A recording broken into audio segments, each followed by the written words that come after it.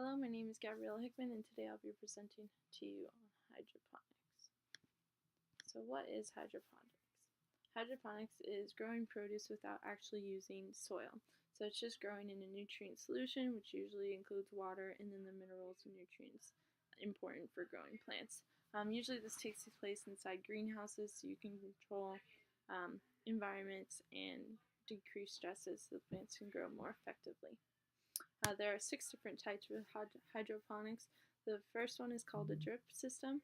The drip system is when there's a nutrient solution dripped onto the base of each plant. It's going to be on a timer, and there's going to be a pump that releases the solution to a drip line. As you can see in this picture, you can have multiple plants at once. They're all connected to the same pump. The recovery system is when the runoff of the excess solution gets reused. This can take more monitoring just because you're not always having the same nutrient solution, things like that. So you'll have to monitor the pH levels more when compared to the non-recovery system that some people use.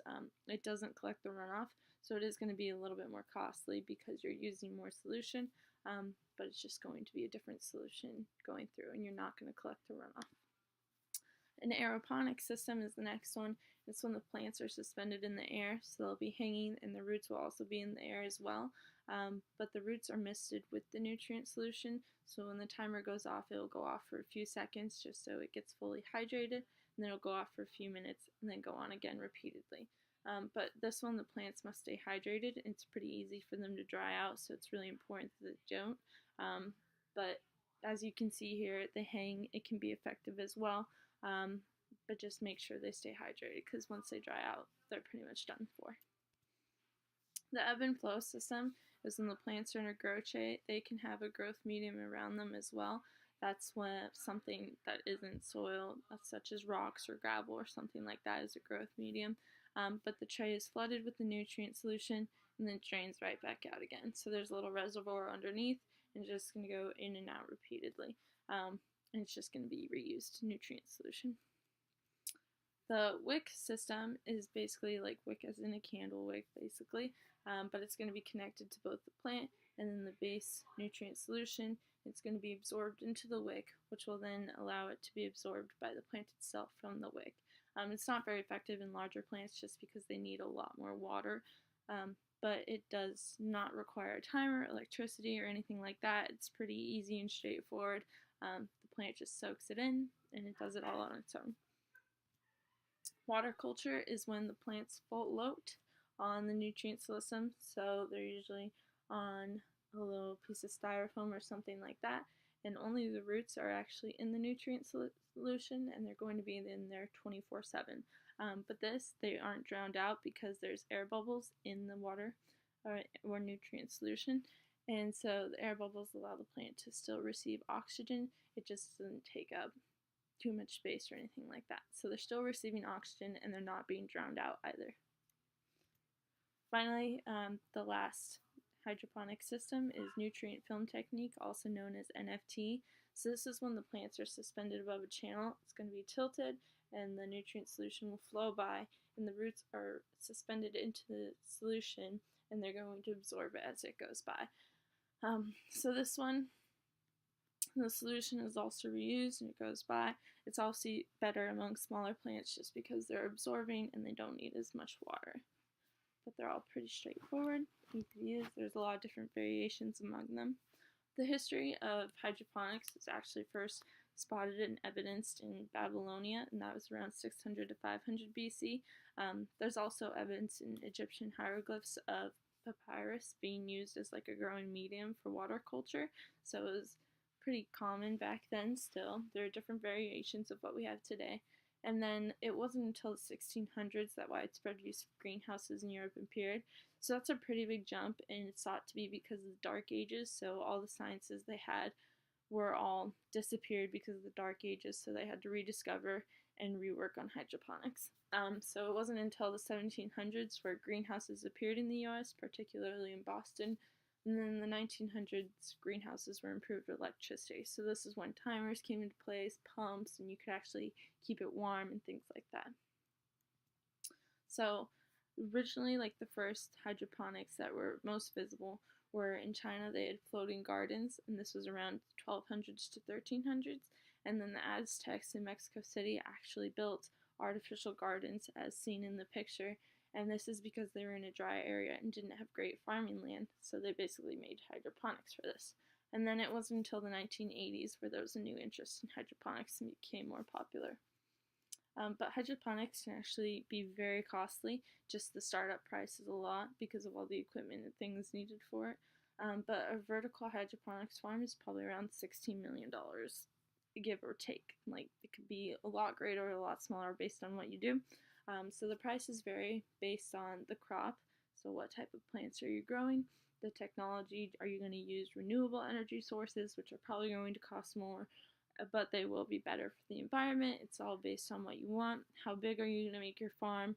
Where is your farm going to be? Is it going to be in a hot climate where you have to use more air conditioning and keep the plants in a good climate? Or is it going to be really cold? You need to have more air conditioning. Those costs will also greatly change it. And also, what type of equipment are you going to be using? Are you using like high grade or lower? It all depends. There's also a few studies on hydroponics as well in comparison to soil growing and conventional farming. So Chenin Fretz and Stanley T. O'Mace did a study on strawberries, and they found that so they both took 30 strawberries and put them in soil, 30 strawberries and put them in hydroponics, and they put them in the best growing conditions possible for both, and tried to do the best they could to grow the best strawberries. So in the hydroponics, they found that they had greater yields, they used less water, and they didn't have, they cost more. So the cost of hydroponics was more. But the soil-grown strawberries were heavier, so they were bigger strawberries, although they didn't require as much time, and they had a lot lower survival rate. So the survival rate of the hydroponic strawberries was 80%, which is pretty good. That's a majority. And then for the soil-grown strawberries, only 50%, so only half.